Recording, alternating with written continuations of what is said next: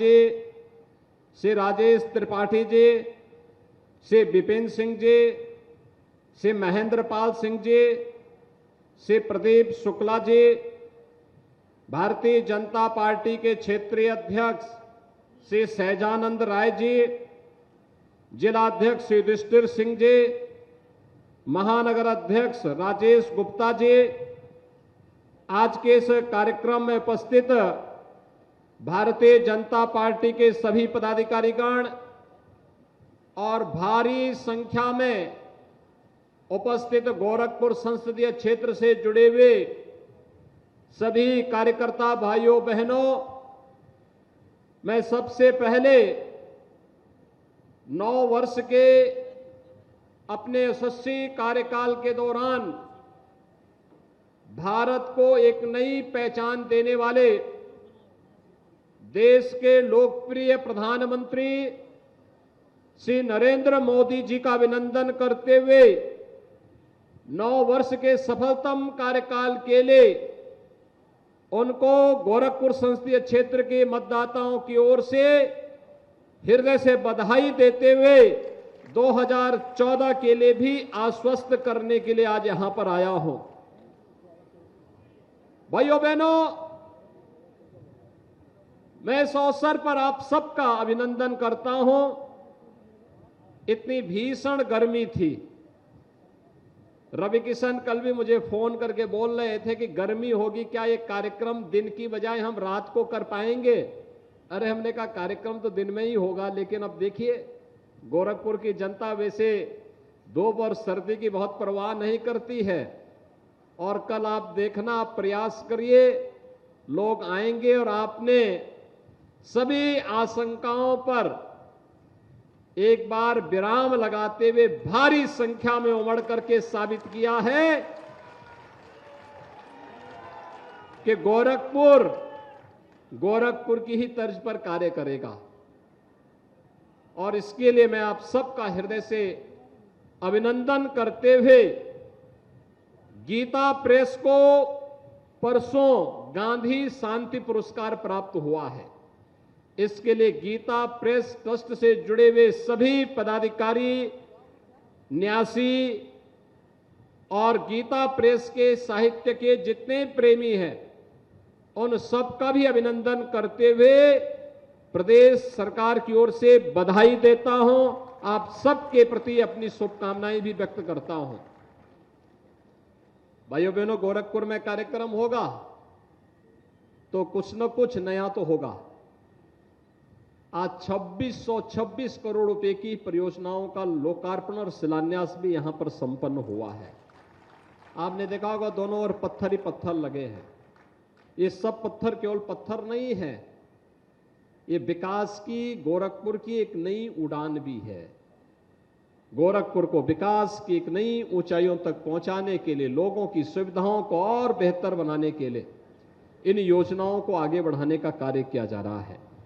और इस अवसर पर ये 2626 करोड़ की परियोजनाओं के लिए मंच पर जो हमारे जनप्रतिनिधिगण हैं, सांसद जी हैं, महापौर हैं, विधायकगण हैं, इन सबको मैं हृदय से धन्यवाद देता हूं, इनको भी बधाई देता हूं और आप सबको भी मैं इसके लिए बधाई देता हूं। आप सबके प्रति अपनी शुभकामनाएं देता हूं। भाइयों बहनों, मोदी जी ने पिछले 9 वर्ष के दौरान देश को एक नई दृष्टि दी। यह नई दृष्टि, नया दृष्टिकोण नया करने के लिए, कुछ नयापन हो, सेवा के लिए, सुशासन के लिए, गरीब कल्याण के लिए। राम राज्य वैसे ही नहीं आता है। राम राज्य की पहली शर्त है सेवा का। पहली सेवा है पहली शर्त है सेवा, देश के प्रति सेवा। सब कुछ होगा, हमारा जाति, हमारी मत, हमारा मजहब, हमारा क्षेत्र, हमारा भाषा अलग अलग हो सकती है, लेकिन हम सबकी भाव और भंगिमा एक है कि मेरा भारत महान। मैं देश के प्रति पूरी श्रद्धा और सम्मान के भाव के साथ कार्य करूंगा। एक भारत श्रेष्ठ भारत के लिए पूरे समर्पित भाव के साथ कार्य करूंगा। अपने विरासत पर गौरव की अनुभूति करूंगा। विरासत को विकास के साथ जोड़ करके निरंतर प्रयास करूंगा और सेवा का यह भाव पूरे देश के अंदर हर भारतीय के मन में आना हर भारतवासी को एक नई दिशा देता है, एक नए भारत के बारे में। 14 के पहले का भारत, जो भारत दुनिया के अंदर सीना तान करके नहीं चलता था, जिस भारत के बारे में दुनिया की धारणा कुछ और थी, और 2014 के बाद का भारत, जो भारत दुनिया के अंदर सीना तान करके भी चलता है और दुनिया भी बड़े सम्मान की दृष्टि से उस भारत की ओर देखता है, दुनिया के संकट के साथी के रूप में जिस भारत को देखता है, वो नया भारत है, जिस भारत ने आज दुनिया के सामने अपनी एक नई पहचान बनाई है। वैश्विक मंच पर जिस भारत को आज सम्मान मिल रहा है। कल योग दिवस है और अंतर्राष्ट्रीय योग दिवस के अवसर पर मेरी आप सबसे अपील होगी, आप भी अपने गांव, अपने वार्ड, अपने क्षेत्र, जहां पर हो सके, गांव है अमृत सरोवर होगा, अमृत सरोवर में योगासन का कार्यक्रम सुबह 6 बजे से 8 बजे के बीच जरूर उपस्थित होइए।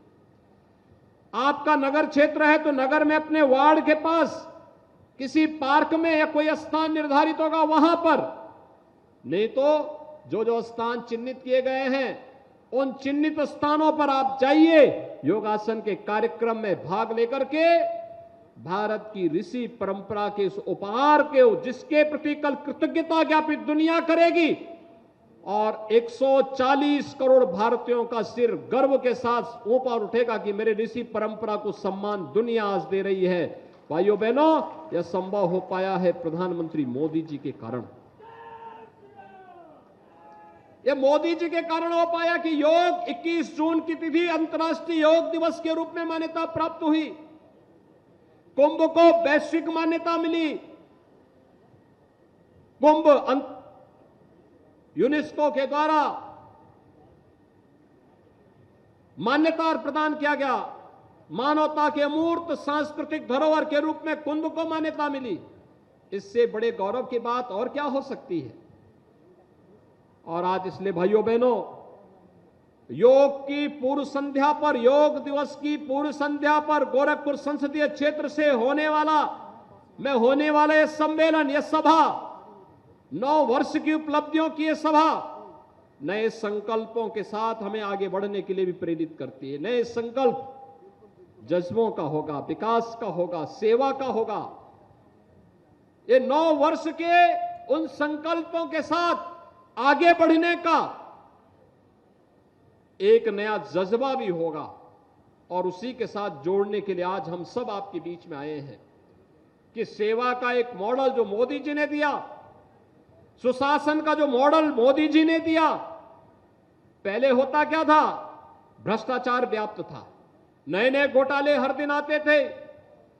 स्वयं कांग्रेस के ही एक प्रधानमंत्री को घोषणा करनी पड़ी थी कि 100 रुपया भेजते हैं, नीचे 15 ही पहुंचता है, 85 रुपया बीच में दलाल खा जाते हैं। यह भ्रष्टाचार मॉडल था, यह भ्रष्टाचारी मॉडल था। मोदी जी ने सुशासन का जो मॉडल दिया, जो भ्रष्टाचार मुक्त है, जहां पे डीबीटी के माध्यम से एक क्लिक किया और हर लाभार्थी के खाते में पैसा पहुंचा। मैं अभी प्रधानमंत्री आवास योजना के लाभार्थियों से पूछ रहा था, यही जब ये मंच पर आ रहे थे, मैं उनसे पूछ रहा था कितना पैसा मिला, तो ग्रामीण क्षेत्र में वो कहते थे कि हमें 1,20,000 रुपये मकान के लिए मिला, 12,000 रुपये शौचालय के लिए मिला, 90 दिन की मनरेगा की मजदूरी मिली। मैंने कहा किसी ने पैसा तो नहीं मांगा? उन्होंने कहा नहीं, कोई पैसा मांग कैसे सकता, अब तो पैसा हमारे खाते में आ रहा है। भाइयों बहनों, ये एक मॉडल है सुशासन का, भ्रष्टाचार मुक्त मॉडल। नगरीय क्षेत्र में जिन लोगों को मिला उनसे पूछ रहा था कितना पैसा मिला, उन्होंने कहा 2.5 लाख रुपए हमारे अकाउंट में आया, हमने मकान अपना अच्छा बना लिया।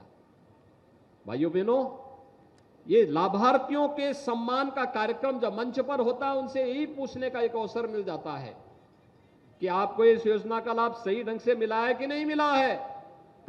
और इसीलिए एक संवाद इसी के माध्यम से, ये सुशासन का ये जो मॉडल, भ्रष्टाचार मुक्त मॉडल है, ये मोदी जी की देन है। और गरीब कल्याण की बात तो आज दुनिया उसको मॉडल के रूप में मान रही है। कोई सोचता था गरीबों के भी बैंक में अकाउंट होंगे?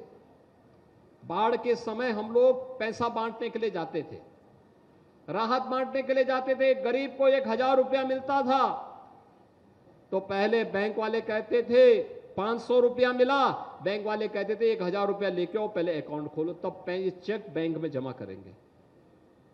नहीं होता था, चेक नहीं भुला पाता था। दलाल उस पैसे को लेता था, फिर वहां से फिर उस पैसे को लोग भुना पाते थे।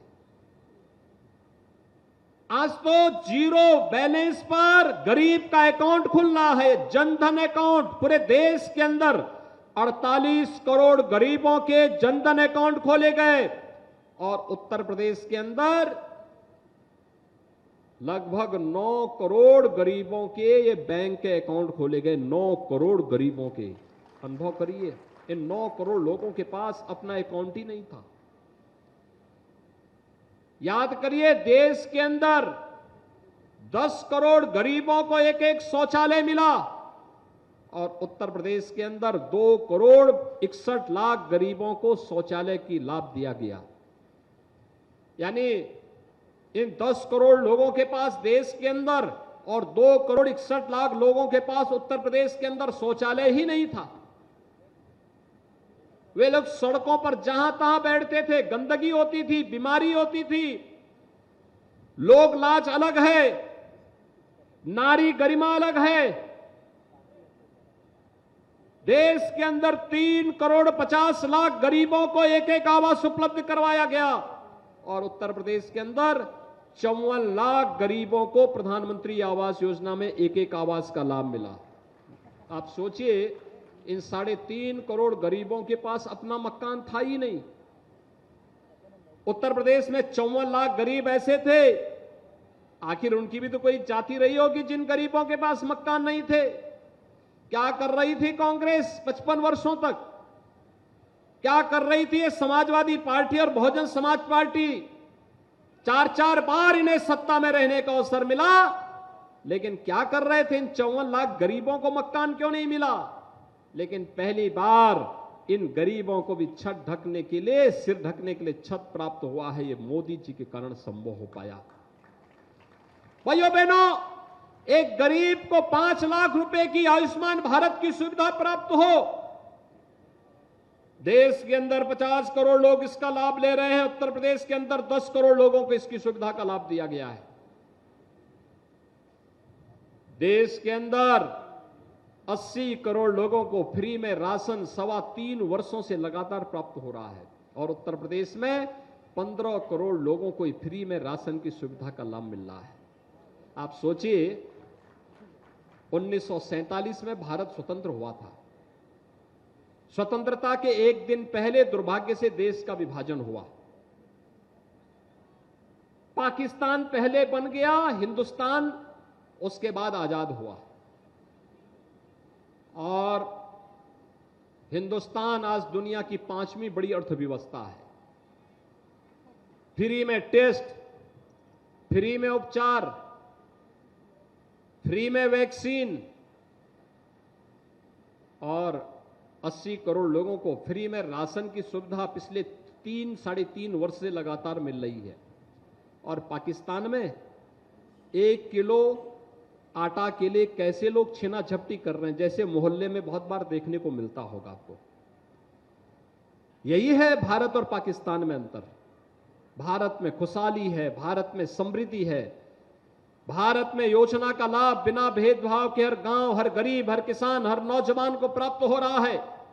पाकिस्तान में 2 जून रोटी के लिए लोग तरस रहे हैं और इसलिए भाइयों बहनों, हमें अपने भारत पर गौरव की अनुभूति करनी चाहिए। प्रधानमंत्री मोदी जी के नेतृत्व में गौरव की अनुभूति करनी चाहिए। जब दुनिया पस्त थी, तब भारत अंगड़ाई लेकर के मजबूती के साथ खड़ा होकर के दुनिया को नेतृत्व देने की स्थिति में है। और उन स्थितियों में ये 9 वर्ष का कार्यकाल एक नए भारत के निर्माण का कार्यकाल है।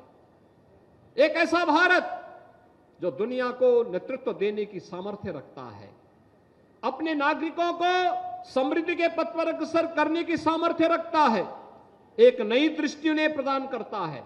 और उस नए भारत के नए उत्तर प्रदेश में जब हम कार्य करते हैं तो हमें इस चीज का एहसास होता है कि वास्तव में बहुत कुछ बदलना चाहिए था, लेकिन पिछली सरकारों के पास फुर्सत नहीं थी, उन्होंने ध्यान ही नहीं दिया। आज हम लोग आगे बढ़ करके कार्य कर रहे हैं, एक नए सिरे से भारत का निर्माण कर रहे हैं, भारत को आगे बढ़ाने का कार्य कर रहे हैं, और यह एक अद्भुत कार्य है हम सबके लिए। इन 9 वर्षों में भारत एक नई उड़ान लेकर के चला है। आप याद करिए, कोई सोचता था, और गोरखपुर से ज्यादा कौन जान सकता है 6 वर्ष पहले क्या स्थिति थी गोरखपुर में? बदहाल स्थिति थी, बिजली नहीं आती थी, चिकित्सा सुविधा का अभाव था। बीआरडी मेडिकल कॉलेज पे अगर पहिया होते तो सपा बसपा या कांग्रेस के लोग इस मेडिकल कॉलेज को भी यहां से कहीं और ले गए होते। हमने कहीं की मेडिकल कॉलेज या कहीं के विश्वविद्यालय को नहीं छीना, हमने नया दिया और हर जगह दिया। आज Uttar Pradesh 1 district 1 medical college की तरफ बढ़ रहा है, एक जनपद एक मेडिकल कॉलेज। पहले केवल गोरखपुर में मेडिकल कॉलेज था, आज गोरखपुर में एम्स भी है। बीआरडी मेडिकल कॉलेज में सुपर स्पेशलिटी का ब्लॉक भी बन गया है, फर्टिलाइजर फिर से चलने लग गया है। ये रामगढ़ ताल के किनारे जहां ये सभा हो रही है, आप जब आ रहे होंगे आपने देखा होगा रामगढ़ ताल को कितना चमक रहा है इस समय रामगढ़ ताल। और आप में से बहुत सारे लोग होंगे जो रवि किशन के साथ शूटिंग करने के लिए भी अपने आप को तैयार कर रहे होंगे। कितने लोग तैयार हैं जो रवि किशन के साथ शूटिंग करने को तैयार हैं? रवि किशन की फिल्म देखे हो? कितने लोगों ने उनकी फिल्म देखी है? ज्यादा लोगों ने देखी है। फ्री में देखी या पैसा लेकर के? फ्री में देखी होगी। उनकी फिल्म फ्री में मिलती कि नहीं मिलती देखने को? लेकिन जब वे शूटिंग करेंगे उस समय देखेंगे तो फ्री में शूटिंग देखने को मिलेगी। रामगढ़ ताल के किनारे वो महेंद्रपाल सिंह ये सब जब फिल्मों में एक्टिंग करेंगे ना, तो आप सबको देखने को मिलेगा कि देखो मुंबई फेल हो गई है। और भाइयों बहनों, आज उस दिशा में हम लोग कार्य करें। देखना ना, फतेह बहादुर सिंह एकदम 25 साल के लग रहे हैं। अनेक फिल्म एक्टर को क्या ला दिए कि हर व्यक्ति अब सोचने लग गया कि मैं भी रवि किशन जैसा ही दिखूंगा। और सचमुच देख रहे होंगे ना, महेंद्रपाल को ही मैं यही कह रहा था कि काहे 80 साल का लग रहे, तुम भी 20 साल का लगो। भाइयों बहनों, कितना विकास हुआ है। देखो 4 लेन की कनेक्टिविटी गोरखपुर की होगी, कोई कल्पना करता था पहले? सुनौली की तरफ आप जाइए, कुशीनगर की तरफ जाइए, वाराणसी की तरफ जाइए, लखनऊ की तरफ, दोनों एक तरफ अयोध्या होते हुए एक Gorakhpur link express, Purvanchal express way से भी 4 लेन की कनेक्टिविटी गोरखपुर को। उद्योग लग रहे हैं, रोजगार का सृजन हो रहा है, विकास नए सिरे से आगे बढ़ रहा है। आज यहां पर हमने उद्घाटन किया ना, हेल्थ एटीएम भी यहां उद्घाटित हुए हैं। हेल्थ एटीएम, ये हेल्थ एटीएम में एक साथ 60 प्रकार की जांचें हो जाएंगी, और 17 प्रकार की जांचें तो ऐसी होंगी जिन जांचों में ब्लड की आवश्यकता नहीं, आप बैठे हैं उसी से सारी जांच हो जाएगी। ये अलग अलग क्षेत्रों में लगाई जा रही है। प्रदेश भर में जहां चिकित्सक नहीं पहुंच सकता वहां हेल्थ एटीएम पहुंचेगा, एक टेक्नीशियन होगा, और उसके माध्यम से सुविधा का लाभ प्रदेशवासियों को प्राप्त होगा। और यह एक बड़ा कार्य टेक्नोलॉजी का उपयोग करते हुए हम आज इस कार्य को कर रहे हैं। यहां पे आज साथ साथ एनसीसी लिमिटेड हैदराबाद की ओर से और उनके उप महाप्रबंधक ने यहां पर अपने सीएसआर निधि से धनराशि को देकर के सभी कार्यक्रम यहां आगे बढ़ाए जा रहे हैं। प्रदेश भर में उन्होंने हेल्थ एटीएम दिए, यहां पर भी दिए हैं। अलग अलग स्वास्थ्य केंद्रों में सभी लगेंगे, इसका लाभ प्राप्त होगा। अभी और विकास की लंबी छलांग लगानी है। इसके लिए आप सभी मजबूती के साथ कार्य करिए।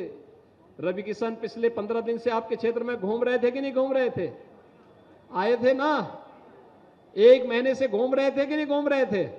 चौराहे चौराहे जा रहे थे। अब देखो घर घर तो जाना कठिन होगा, घर घर जब मैं आऊंगा फिर आऊंगा आपके घर घर में, लेकिन वह घूम रहे हैं जगह जगह। मैं भी देख रहा था, मैंने उन पे एक चिप्स लगा रखी है, वे कहां जा रहे हैं पता लग जाता है। और मैं देख रहा था सुबह से लेकर शाम तक, देर रात्रि तक घूम रहे थे वो। घाम इतनी धूप है तब भी घूम रहे थे। हाँ, एक फिल्म में काम, एक फिल्मी एक्टर और भोजपुरी फिल्मों के तो ये सुपरस्टार हैं, उनको तो बहुत जल्दी घाम लग जाता था। लेकिन अब भाइयों बहनों, ये मतदाता और जनता जनार्दन की ताकत है कि घाम भी उनसे दूर भाग जा रहा है। वे जनता की सेवा के लिए आपके बीच रह करके काम कर रहे हैं, मजबूती के साथ काम कर रहे हैं, योजनाओं के बारे में बता रहे हैं, विकास की प्रक्रिया के साथ गोरखपुर को जोड़ने के लिए निरंतर प्रयास रहे हैं। विधायकों के साथ मिलकर के कैसे विकास होना है। पिपराइच में चीनी मिल लगेगी तो भवापार के पास वेटनरी कॉलेज भी आने जा रहा है। भटड़ के पास आयुष विश्वविद्यालय बनेगा तो जंगल कौड़िया में एक बेहतरीन मॉडल डिग्री कॉलेज का निर्माण, इंटर कॉलेजेस बन रहे हैं। सैजनवा में पॉलिटेक्निक का निर्माण और वहां पर अटल आवासीय विद्यालय का निर्माण हो रहा है। तो साथ साथ फर्टिलाइजर में सैनिक स्कूल का निर्माण भी हो रहा है। सड़कें चौड़ी हो रही हैं, नए उद्योग लग रहे हैं, नए रोजगार आ रहे हैं। और इन सब विकास की प्रक्रिया के लिए उनको कभी कभी दिल्ली और मुंबई भी जाना होता है। इसलिए भाइयों बहनों, विकास की इस प्रक्रिया के साथ जो दृष्टि मोदी जी ने दी है, देश को दी है, दुनिया आज उसके पीछे उसका अनुसरण कर रही है। उस दृष्टि के साथ हम सब जुड़ेंगे, हम सबको जुड़ना चाहिए, क्योंकि अंततः मेरे लिए सबसे महत्वपूर्ण मेरा देश होना चाहिए। हर नागरिक की प्राथमिकता देश होना चाहिए, क्योंकि हमारा देश सुरक्षित रहेगा, हम सब सुरक्षित रहेंगे। हर जाति, हर मत, हर मजहब, हर संप्रदाय सुरक्षित रहेगा। और जब देश की सुरक्षा ही खतरे में पड़ जाएगी तो फिर तो कुछ भी नहीं रह पाएगा। इसलिए भाइयों बहनों, जो मोदी जी का एजेंडा है वो भारत का एजेंडा बनना चाहिए, भारत के हर नागरिक का एजेंडा बनना चाहिए। 2024 के लिए न जाति, न पंथ, न मत और संप्रदाय,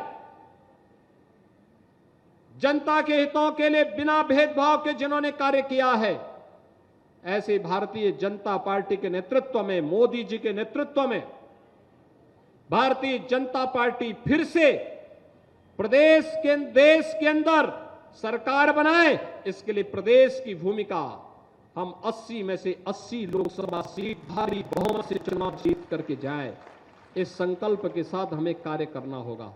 सभी लोग तैयार हैं? सभी लोग तैयार हैं? जहां तक मेरी आवाज जा रही है, सभी लोग तैयार हैं? तो सभी लोग मेरे साथ एक बार फिर से बोलेंगे, भारत माता की, भारत माता की, भारत माता की जय। जय श्री राम।